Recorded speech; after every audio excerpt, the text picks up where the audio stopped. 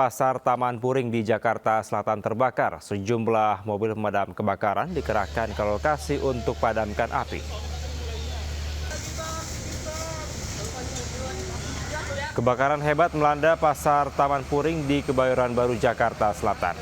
Kebakaran ini terjadi di dalam pasar. Api pertama kali muncul pada pukul 6 Senin sore. Lebih dari 30 mobil pemadam kebakaran dikerahkan ke lokasi kebakaran. Sebanyak 500 unit kios ludes terbakar. Kebakaran menyebabkan arus lalu lintas di kawasan Kebayoran Baru alami kemacetan. Bus Transjakarta yang melaju di atas jalan layang koridor 13 tidak dapat melintas karena asap kebakaran membatasi jarak pandang. Belum diketahui pasti penyebab dari kebakaran, namun diduga api pertama kali muncul dari sebuah kios yang sudah tutup. Jadi awalnya ada dari salah satu toko yang sudah tutup, ada asap yang keluar dari salah satu toko itu sehingga menjalar ke toko yang lain. Jadi toko yang korban yang terbakar ini ada kurang lebih 500 toko, sedangkan mobil pemadam kebakaran yang sudah digerakkan oleh Subdinas Kebakaran Jakarta Selatan sebanyak 34 unit. Warga Kecamatan Tenjo, Kabupaten Bogor, Jawa Barat digegerkan penemuan uang palsu di tempat sampah di pinggir jalan. Diduga uang palsu tersebut sengaja dibuang pemiliknya.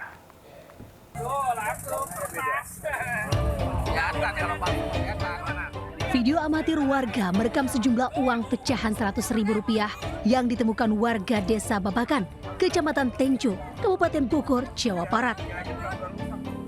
Penemuan uang palsu ini membuat heboh warga yang melintas di Jalan Raya Tenjo Babakan.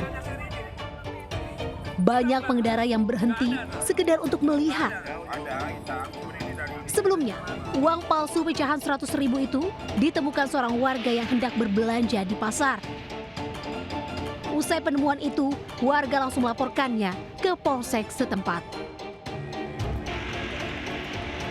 Saya udah pulang tidur malam. Nah, ada gitu kan saya bangunin, ada orang rame-rame. Apa ada duit? Di mana? Situ di tempat buangan sampah. Saya ke sono, udah nggak ada, udah bubar semua. Hingga kini, petugas kepolisian Polsek Tenjo masih menyelidiki pelaku pembuangan uang palsu itu. Petugas juga mengimbau kepada warga untuk berhati-hati dan teliti jika menemukan uang palsu dan langsung melapor ke petugas. Dari Kabupaten Bogor, Jawa Barat, Iwan Setiawan melaporkan. Ratusan anggota gangster ditangkap polisi di Kabupaten Jombang, Jawa Timur. Penangkapan dilakukan saat para anggota gangster sedang menggelar acara pesta di sebuah villa.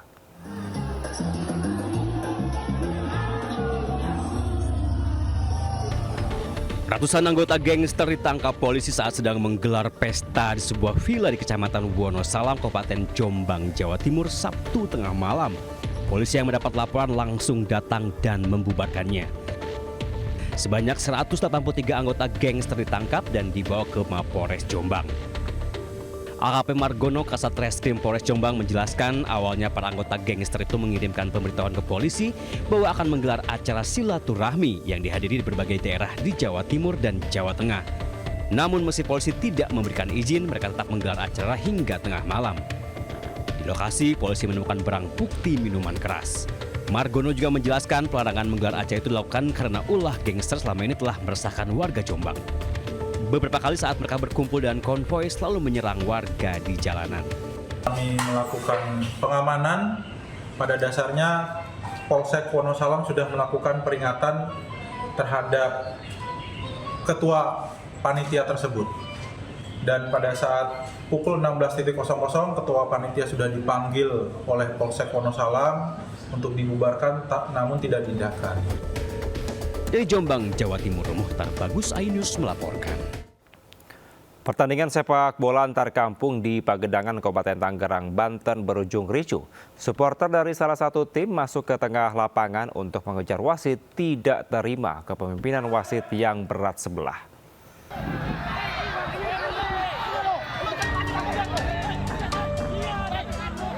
Turnamen sepak bola antar kampung yang digelar di lapangan sepak bola Desa Cijantra, Kecamatan Pagenangan, Kabupaten Tangerang, Banten langsung diserbu para penonton dengan masuk ke dalam arena pertandingan. Masuknya para penonton ke dalam arena pertandingan bukan untuk berselebrasi kemenangan. Para penonton justru mengejar sang wasit. Mereka menganggap sang wasit tak adil dalam memimpin pertandingan hingga menyulut emosi penonton. Panitia dibantu pihak keamanan berusaha meredam kericuhan, namun kedua supporter tetap saling serang menggunakan botol. Kartu kuning, ngotot kan, akhirnya keluarlah kartu merah, akhirnya tidak diterima oleh tim Hunter ya. Akhirnya ya begitu kejadian seperti itu. Selanjutnya pertandingan antara Dennis FC dari Tangerang Selatan melawan Anak Rantau FC dari Tangerang Raya harus dihentikan di babak kedua lantaran kericuhan mewarnai pertandingan. Dari Kabupaten Tangerang, Banten, Aima Rani Anyus melaporkan. Seorang residivis kasus pencurian sepeda motor kembali berulah di Kota Padang, Sumatera Barat. Pelaku yang sudah beraksi di 10 lokasi berbeda dibekuk tim Kelewang Satreskrim Polresta Padang.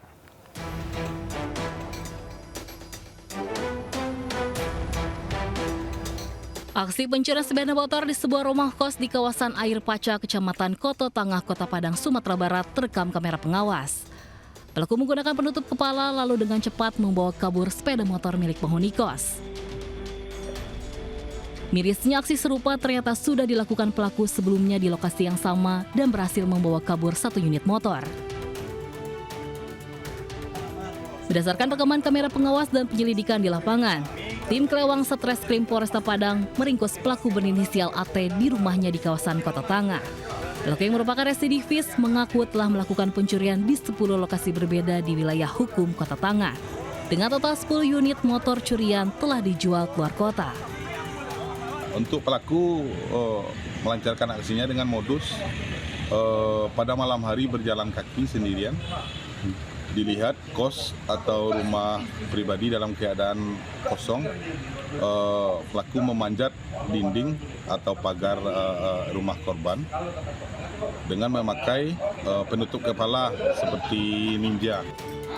Akibat perbuatannya, pelaku dijerat pasal 363 KUHP tentang pencurian dengan pemberatan dengan ancaman hukuman di atas 5 tahun penjara.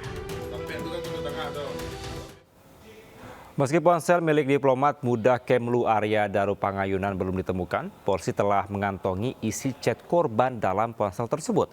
Ada percakapan korban dengan sopir taksi pada malam hari sebelum korban tewas.